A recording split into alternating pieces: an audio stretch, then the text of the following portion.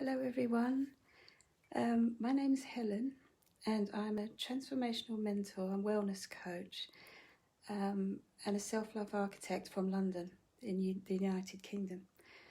Thank you so much for sharing your Sunday evening with me. I picked a late slot because I have a rather busy household and I knew it would be quite late tonight, so forgive the lateness of this. It's a bit crazy out there at the moment, isn't it? Something you should know about me is I'm actually visually impaired, and so seeing the screen, if you happen to leave comments or say something to me while I'm speaking, I won't actually be able to read what you're typing, so I will go through them at the end and answer one by one. So forgive me, my phone is a little bit far away because I've got it all propped up, and you know, it's really weird working from home, isn't it? Doing things like this. I'm not used to Facebook Lives. I'm used to Zoom. And so this is kind of, it feels very strange. So I just like to highlight that for you. I can't see your words. I can see some boxes appearing, but I can't actually read what they say. So forgive me. What I'd like to talk to you about tonight is the importance of meeting your future self. So the person who you want to wake up as tomorrow. Your yesterday's future self is the you now. You've chosen to come on here and watch my ramblings. So yesterday's future self is the you that you are right in this moment. And quite a lot of you are not getting dressed because we're all in lockdown, we're all in our own houses, and you're not getting dressed. You're just, every day is gelling into one another.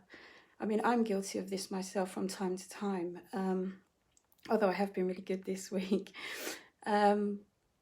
Somebody said to me the other day, you know, are you free on Friday? And I was like, when's Friday?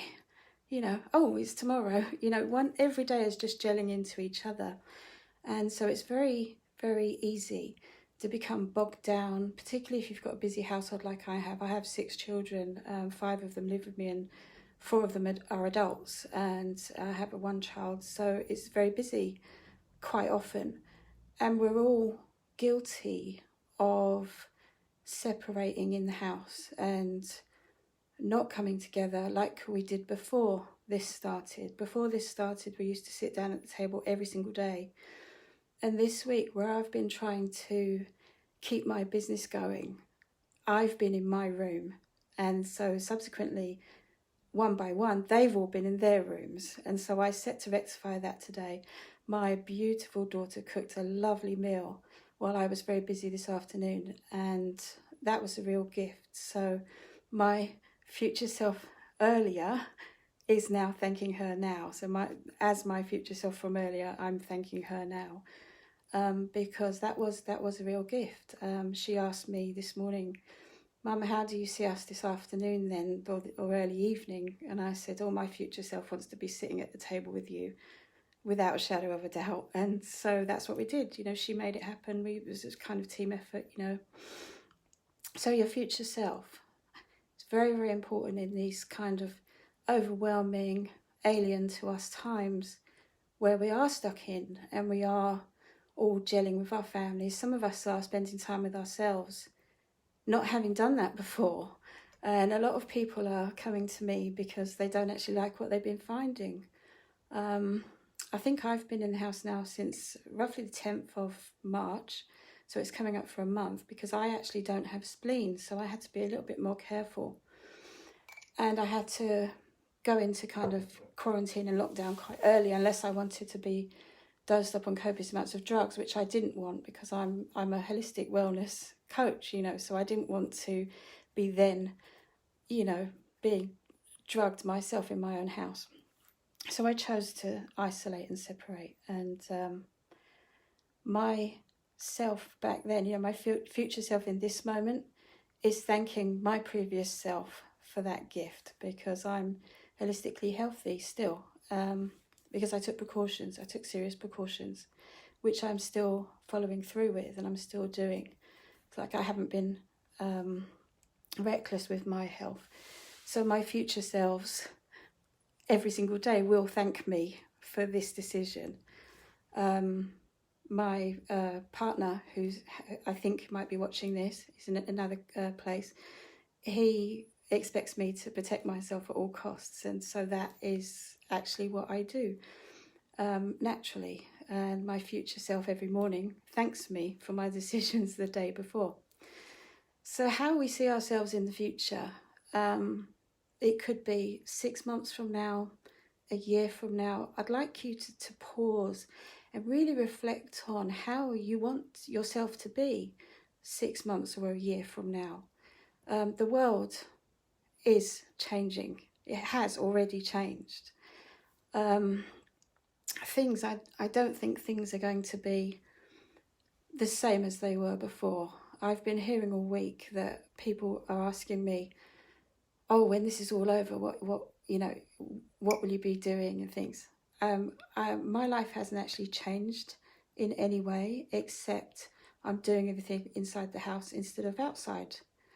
I'm still full of energy, full of excitement, full of health, protecting myself at all costs. I was doing that long before this started. So I know I have goals, I have dreams, I have places I want to visit, I have people I haven't seen for a very long time. My daughter, who doesn't live with me, is actually expecting my first grandchild in September, and I'm going to be 50 in August. So there is a hell of a lot to look forward to this year. So I'm actually very, very excited. I'm very humble with my gift of life, and I'm very excited. And I do actually give thanks for that all the time. I teach journaling for people to learn how to really honour themselves and celebrate the life that they have. And I really do want you to pause and really, really think about where you want to be in 6 months' time. It's not that long away. I mean, October, middle of October. Where do you see yourself? What do you see yourself doing? For me, in October, my daughter turns 24, my third oldest child, now adulting. She turns 24 in October. So there'll be a celebration. I'll also be a grandmother. Don't tell anyone, for goodness sake. But yeah, so there is a lot to focus on for the future. I'm also planning on traveling with my partner and, starting our lives together, because we've obviously had this hiccup of not being able to do that so far because of all this lockdown business and isolating and what have you. And so I do have plans. They're imaginary, obviously, because none of us know what's going to happen. But every day I wake up and I write it out. I write it down. In my journal, I write it down. It's the 13th of October, 2020. I've woken up next to my man. I feel so happy. Life is so good right now. My daughter's turning 24 tomorrow, and I've got to gather cake ingredients. I've got to make her a cake. What on earth shall I decorate it as? She likes Zelda and all these kind of retro gaming things. She's really passionate about film and pixel art and various things. So I've got a few choices, and so I'm journaling today as my future self in 6 months' time. And then for a year, I've woken up, it's the 12th of April 2021. It's Easter next week, and my second oldest is going to turn 30. Wow. How on earth can I honour that gift? He's been a huge part of my life for 30 years. And he's the second oldest, so, it's always been the brothers. My two oldest are known as the brothers, and I need to do something really special for them. We're going to focus on that today. And so that's me in a year's time. I wrote that down today. Those are my journal entries from this morning. And then I had a long list of things I give thanks for. Number 1 to 10 was my health and my family's health, and that's in the house. Now, my dad is unwell. He's been intermittent fevers, and I learned today he's on antibiotics. I don't actually know what's wrong with him because he's my birth father and I haven't known him very long. We are getting closer and getting to know each other.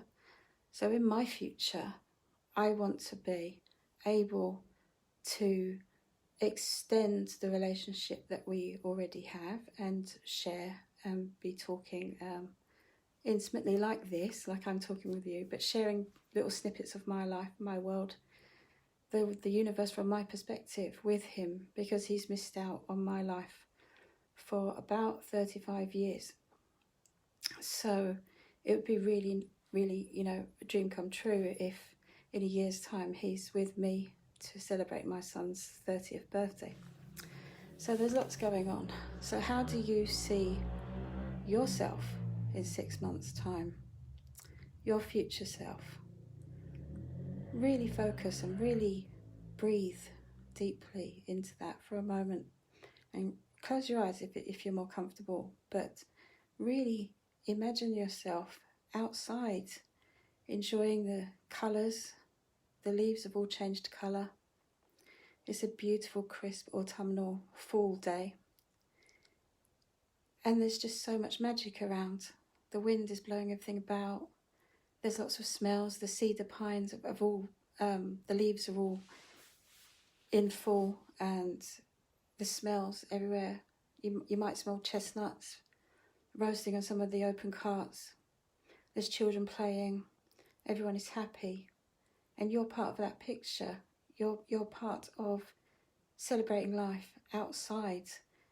So then in a year, when we're looking forward to another Easter, how do you see yourself? Are you going to be able to imagine yourself, those of you who eat chocolate eggs, are you going to be able to imagine yourself going to choose them rather than be dictated by the ridiculous home deliveries that we have going on at the moment? Or are you going to go to church? Are you going to be celebrating in some other way with your family, your loved ones? Maybe a big cook celebration, cooking food together, sharing together. How do you? Really want you to picture this in your mind, because just because we're all locked in our houses, we're all separate. We're actually not separate. We're actually together. Things like this, talking like this, all the various applications that have been going on, people sharing, people coming together, people having fun, people having parties online, even separate houses. It's just amazing. It just blows my mind.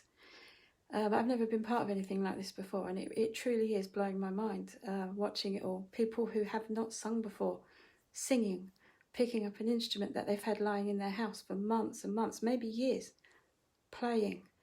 And so their future selves might be sharing and performing and expressing themselves outside, in public, together, in person, in their future. None of us know what's going to happen. That's the most difficult part of all of this, is no one knows. I know that there's lots of theories going around, and I know that there's a lot of fear. But you don't have to live with that inside your own house. You can choose what you let into your own house, and that includes through your screen. So I would really like you to make an effort to focus on the happy, the magic, the love that you have in your life. Life is so short. A few years ago in 2006, many of you who follow me as a public speaker and a media personality already have heard this story, so forgive me, I'll make it brief.